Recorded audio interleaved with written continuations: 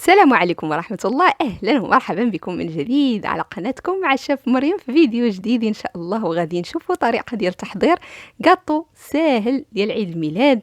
فالعديد من الناس كتبحث على طريقة اللي تكون ناجحة لتحضير كعكة عيد الميلاد. غادي نشوفوا كريمة غاناش ديال الشوكولاتة روعة ناجحة مليون في المية، خفيفة وهشيشة. كذلك الجينواز كنحصلوا على واحد الجينواز اللي رطب وهشيش بحال القطن. طريقة سهلة. كنتمنى ان الفيديو ديال اليوم من الاعجاب ديالكم، فما تبخلوش علينا بعمل جيم للوصفه، واللي كيشاهد القناه لاول مره يشترك في القناه ويفعل زر الجرس هكذا باش يوصلوه جديد كل الفيديوهات. غنبداو على بركه الله. كاول خطوه غنبداو نغربلو الطحين وكذلك الكاكاو مع بعض. كنحتاجو 100 غرام ديال الطحين و20 غرام ديال الكاكاو، كنغربلوهم مع بعض وكنرجعوا كنغربلوهم المره الثانيه هكذا باش كنضمنوا ان ما كيبقاوش عندنا دوك الكويرات ديال الطحين. فهذه خطوه مهمه باش يعني تنجح لنا الجينواز. كنعاودوها للمره الثانيه حتى الطحين مع الكاكاو فكينسجموا مع بعض. كنوضعوه على جنب وكنمروا للبيض. كنحتاجوا الاربع بيضات كاملات، يعني الصفار والبياض. كنضيف لهم 100 غرام ديال السكر وكنخلطوا. كنوضعوا واحد الاناء يعني فيه الماء الساخن. هاد العمليه كتساعدنا باش يكون عندنا واحد الخليط خفيف. غادي تشوفوه بالضبط كيفاش غادي يكون. فكنوضعوا فيه الاناء ديال البيض كيف ما شفتوا، وكنبقاو كنخلطوا حتى كيذوب عندنا السكر مده تقريبا ديال 30 ثانيه. وكنتحسسوا كذلك السخونه ديال البيض فكيكون عندنا بدرجه الحراره ديال 40 درجه، يعني كيتحملها الاسبوع ديالنا. كنزولوا الطراب اليدوي ونوضعوه في الخفاق، سواء يعني العجانه او بالطراب الكهربائي اللي توفر عندكم. كنبداو في الخفق مده تقريبا ديال 10 ديال الدقائق حتى كيتضاعف عندنا القوام كيف ما شفتوا كيصبح بهذا الشكل. وفي اخر دقيقه ديال الخفق فكنزلوا من السرعه ديال الخفاقه، يعني كيف ما شفتوا راه كتلاحظوا في الفيديو السرعه منخفضه ديال الخفاقه. كنخليوه لمده ديال دقيقه حتى كيصبح عندنا القوام ديال البيض بهذا الشكل هذا كيف ما شفتوا. فكيكون عندنا خط ما كيتقطعش ديال البيض. هذه هي الدرجه اللي كنوصلوا ليها. كنوضعوه على جنب ونمروا. كنحتاجوا 2 بياض البيض، يعني 2 ديال البيض.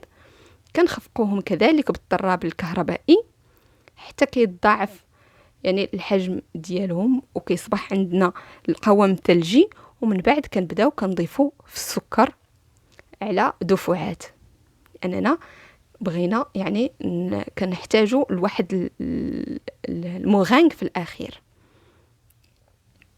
كنبداو الخفق. السرعه ديال الخلاط الكهربائي كتكون منخفضه في الاول، ومع حنا كنضيفوا السكر وحنا كنزيدوه في السرعه ديال الخلاط، وحنا كنخفقوا حتى كنحصلوا على قوام ديال مغانغ بهذا الشكل هذا.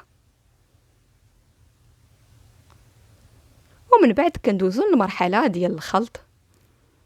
فكنبداو نضيفو بالتدريج الطحين وحنا كنضيفوه على الخليط ديال البيض. كيف ما كتشوفوا فالخلط كنخلط من الاسفل للاعلى وكنحافظ على القوام ديال البيض.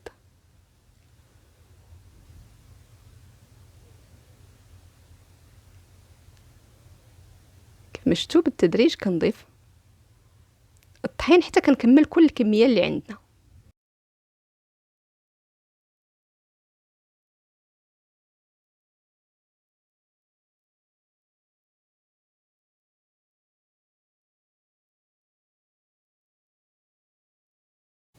من بعد كنضيفوا 60 مليلتر ديال الكريمه الطريه.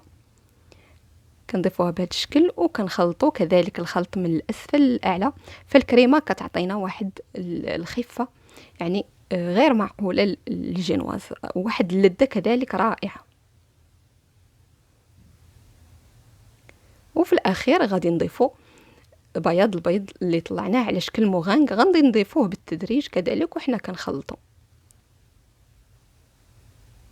كيف ما شفتوا فهاد الوصفه ديال الجينواز ما فيهاش نهائيا الخميره الكيميائيه، يعني ما استعملناش خميره الحلويات، فقط هاد بياض البيض اللي ضفناه في الاخير فهو اللي كيعطينا ديك الخفه ديال الكيك. غادي نخلطو وغادي نحصلو على القوام ديال الجينواز في الاخير بهذا الشكل هذا. كنحتاجو القالب ديال 18 سنتيمتر اي 7 بوس، كنوضعو فيه في الاسفل يعني ورق ديال الطبخ، والجوانب كيف ما شفتوا فما احتاجيتش لا ندهنهم ولا اي شيء، يعني راه ما كيلتصقش في الاخير، راه كتشوفوا غادي تشوفوا يعني كيفاش غادي نزولها. كندخلوه الفران اللي يكون مسخن من قبل على درجه حراره 160 او 320 درجه فahrenheit لمده ديال ما بين 35 حتى ل 40 دقيقه.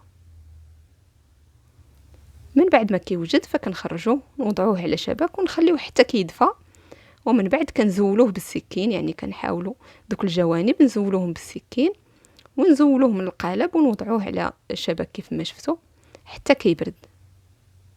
كيجي يعني لذيذ جدا وخفيف بحال القطن كيف ما شفتوا. غادي نمروا لطريقه تحضير كريمه الغاناش اللي غادي نحتاجوها لهذا الكاطو.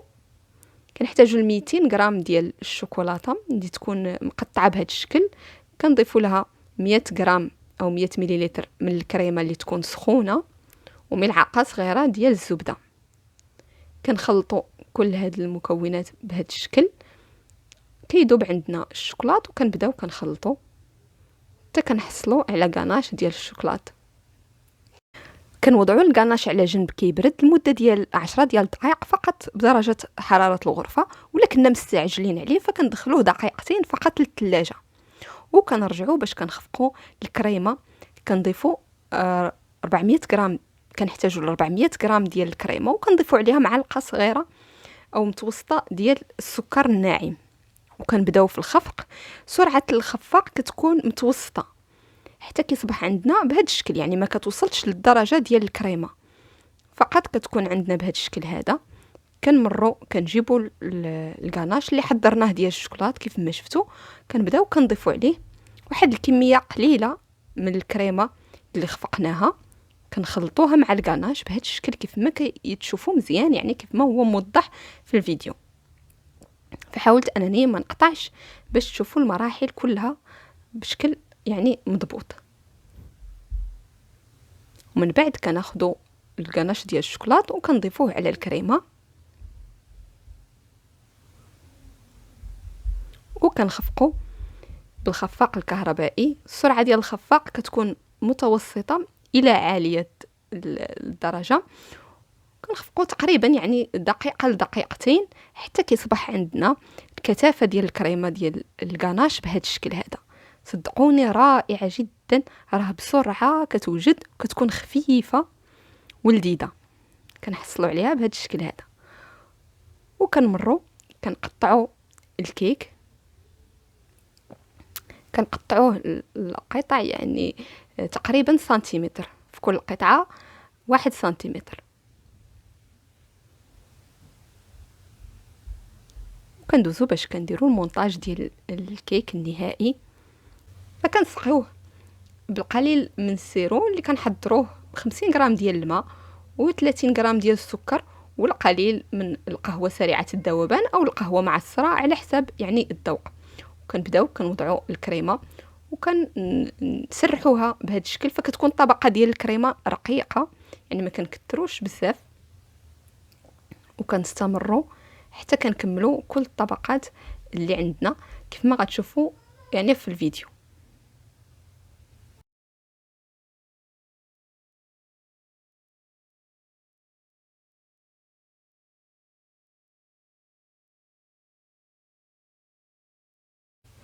والكريمه كيف ما شفتوا فالقوام ديالها رائع جدا، كيف ما شفتوا سهله وبسيطه، كتحضر بسرعه وكتنفع بحال هكذا.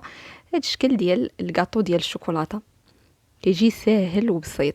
نتمنى ان الفكره ديال اليوم تنال الاعجاب ديالكم.